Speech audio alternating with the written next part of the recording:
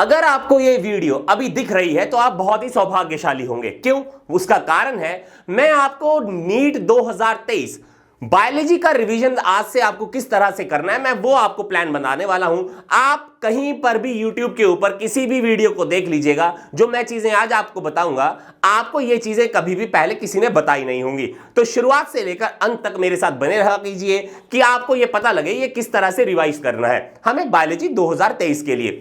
तो पहला valid point देखिएगा, हम सबसे कॉमन मिस्टेक जो करते हैं उसको आपको अवॉइड करना है। पहली कॉमन मिस्टेक सर, हाँ आप मिस्टेक कर रहे हैं। क्या मिस्टेक कर रहे हैं? जब आप एनसीईआरटी को रीड करने के लिए जाते हैं तो आप हाइलाइटर्स का यूज करते हैं। देखिए उस हाइलाइटर को क्या यूज करते हैं आप, बेसिकली आप पूरी बुक को रंग देते हैं। एवरी पर्टिकुलर लाइन को आपने रंगा हुआ होता है। अब दिक्कत क्या होती है, जब उसी एनसीईआरटी को वापस से आप पढ़ने की ट्राई करेंगे तो आपको सबसे बड़ी दिक्कत क्या आएगी, आपको यही पता नहीं चलेगा कि आपको एक्चुअली में कौन सी चीज आपके पास इंपॉर्टेंट है या नहीं है। तो ये आप एक कॉमन मिस्टेक करते हैं, इसको आपको बिल्कुल अवॉइड कर देना चाहिए। तो आपको हाइलाइटर्स का बिल्कुल यूज नहीं करना है। अब आप बोलेंगे सर कि इंपॉर्टेंट पॉइंट तो मैं कैसे राइट डाउन करूंगा, कैसे बेसिकली मुझे याद होंगे? तो देखिए एक इंपॉर्टेंट काम करिए, आपको 2 कॉपीज बनानी है। कितनी कॉपीज बनानी है? 2 कॉपीज बनानी है।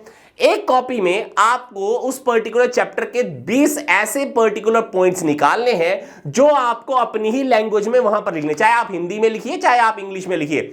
अब वो 20 पॉइंट कौन से वाले पॉइंट होंगे जो आपको ये लगता हो ये सबसे ज्यादा इंपॉर्टेंट है और ये याद रखना हमेशा के लिए जरूरी होगा। तो आपको रट्टा नहीं मारना है, जैसा है सच एनसीईआरटी में लिखा वैसा नहीं आपको याद करना है। आपको अपनी लैंग्वेज बनाते हुए उन पर्टिकुलर चीजों को लिखना है और कोशिश ये करनी है जब आप 20 पॉइंट को लिखें वो सिंगल लाइनर्स ही होने चाहिए। चलेगा, एक तो ये काम करें। अब सर बोलेंगे दूसरी वाली कॉपी को क्या करेंगे? दूसरी वाली कॉपी के अंदर हर एक चैप्टर में मैंने हमेशा पाया है कि 10 से 15 पॉइंट्स आपके पास ऐसे होते हैं जो एनसीईआरटी की कॉम्प्लिकेटेड स्टेटमेंट्स होती हैं। तो कोशिश करिए 10 to 15 जो कॉम्प्लिकेटेड स्टेटमेंट्स हैं उसको अलग कॉपी में लिखिए। अब क्या होगा, जब आप बेसिकली जब भी रिवाइज करेंगे ना वापस से, तो आपको चैप्टर रिवाइज नहीं करना पड़ेगा। क्यों नहीं करना पड़ा? क्योंकि आपने सारे इंपॉर्टेंट पॉइंट को एक कॉपी में लिखा है और जहां पर रट्टा मारना है वो वाले आपके पास पॉइंट एक अलग कॉपी में आपने लिखे हैं। अब देखिए जहां पर डिफिकल्ट वाली चीजें होंगी ना तो हमारा माइंड हमेशा क्या करता है, उनको स्किप करने की कोशिश करता है। एनसीईआरटी में भी ऐसे ही होते हैं, जब पढ़ते हैं जो आपके पास समझ चीज नहीं आती है ना, हम उसको कभी पढ़ते नहीं वापस। अब क्या किया आपने, अब जितने भी चीजें समझ नहीं आई हैं वो आपने ट्रांसफर कर दी कॉपी में अपनी राइटिंग के अंदर। तो देखिए क्या होगा, वो ऑलमोस्ट 30 to 35 आपके पास जो पॉइंट्स होंगे वो आपको याद हो जाएंगे। अब आपको वापस से वही चीजें पढ़नी है, एनसीईआरटी को वापस पढ़ने के लिए नहीं जाएंगे क्योंकि वो आपके पास टाइम वेस्ट हो जाएगा।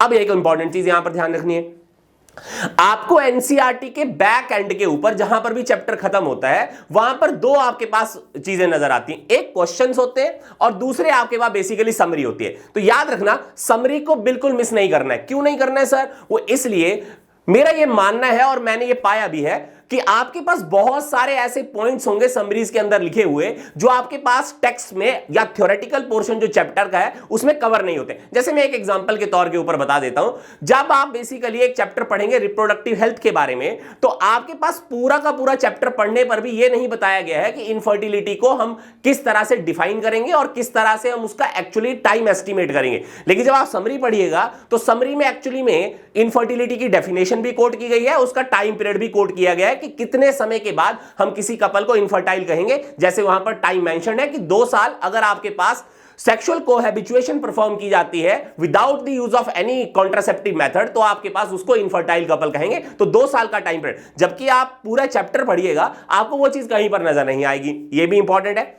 चलिए एक चीज इंपॉर्टेंटली आपको और नोट करनी है। अब मैं बोलूंगा कि क्वेश्चंस पर ध्यान देना है, तो आप बोलेंगे सर मैं कोई थ्योरी राइट करने तो नहीं जा रहा हूं, मेरे तो एमसीक्यू का पेपर होने वाला है। लेकिन देखिए मैं एक और चीज आपको बताने वाला हूं जो आपने कभी सोची ही नहीं होगी। देखिए क्या, जब आप क्वेश्चंस को नजर डालेंगे ना एक बार तो आपको कहीं ना कहीं कुछ क्वेश्चंस ऐसे मिलेंगे जिनके आंसर उस थ्योरी में नहीं है जो एनसीईआरटी के अंदर राइट डाउन की होती है। अब उनके आंसर्स आपको ढूंढना जरूरी है। क्यों? क्योंकि जब आप थ्योरी पढ़ रहे होंगे ना तो कहीं ना कहीं आपके पास देखेंगे इटैलिक्स में कुछ चीजें आपके पास एनसीईआरटी के अंदर लिखी हुई होती है और आगे क्वेश्चन मार्क लगाया होता है। तो आपके पास जो पर्टिकुलरली एनसीईआरटी राइट करने वाले जो लोग हैं वो ये चाहते हैं कि आप उसकी इंफॉर्मेशन को एक्वायर करें जहां पर क्वेश्चन मार्क लगाया गया है और वही पर्टिकुलर क्वेश्चन मार्क को in the form of a question उस पर्टिकुलर एनसीईआरटी के अंदर डाल दिया गया है। अब ये कभी कभार क्या होता है, जब आप नीट का पेपर देने जाते हैं तो आपको ऐसा लगता है कि एक क्वेश्चन ऐसा है या कुछ क्वेश्चंस ऐसे मिल जाएंगे आपको जो बेसिकली आपको लगेगा इनका आंसर एनसीईआरटी में तो नहीं है, लेकिन एज सच में वो इंफॉर्मेशन आपको एक्वायर करने के लिए एनसीईआरटी वालों ने पहले ही बोल रखा था।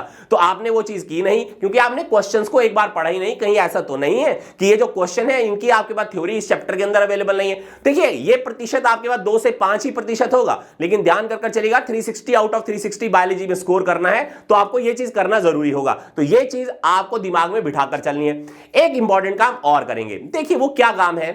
आज की डेट में आपको ये अगले जो 3 महीने हैं इसमें एक काम करना है। आपको जो पर्टिकुलरली बायोलॉजी टुडे आती है आपको वो पर्टिकुलरली लेनी है और उसके अंदर जो एमसीक्यूज आते हैं उनको सॉल्व करना है। अब आप बोलेंगे सर ये तो आपने खर्चा करा दिया। देखिए खर्चा अगर आपका हो भी जाता है ना तो मुझे नहीं लगता है कि आज की डेट में वो कहीं पर वेस्ट होने वाला है। देखिए अगर आप नॉर्मली एक बायोलॉजी टुडे लेंगे भी तो आपके पास खर्चा अगले 3 महीने के लिए ज्यादा से ज्यादा 1000 रुपए आ जाएगा। लेकिन ध्यान दीजिएगा आप अगर पिछले कुछ पर्टिकुलर ईयर्स को एग्जामिन करें तो बायोलॉजी टुडे से आपके पास ऑलमोस्ट 50 to 60% पेपर आपके पास पूछा जाता है, एज सच क्वेश्चंस पूछ लिए जाते हैं। अब देखिए ये आपको कहीं नहीं मिलेगा ना तो कोई बताएगा, क्योंकि मैंने पर्सनली ये खुद सॉल्व कर देखा है, क्योंकि मेरे पास तो वो बुक्स आती हैं और मैं उनको सॉल्व भी करता हूं और मैंने देखा है वही क्वेश्चंस आपके पास नीट के अंदर आपको देखने को मिलते हैं। तो बायोलॉजी टुडे को आपको खरीदना है और वहां पर दिए हुए जो भी चैप्टर्स आपके पास अवेलेबल होते हैं एवरी वीक या मंथ के अंदर, उनके जो आपके पास एमसीक्यूज है उनको सॉल्व करने के लिए जाना ही जाना है। तो याद करके चलना।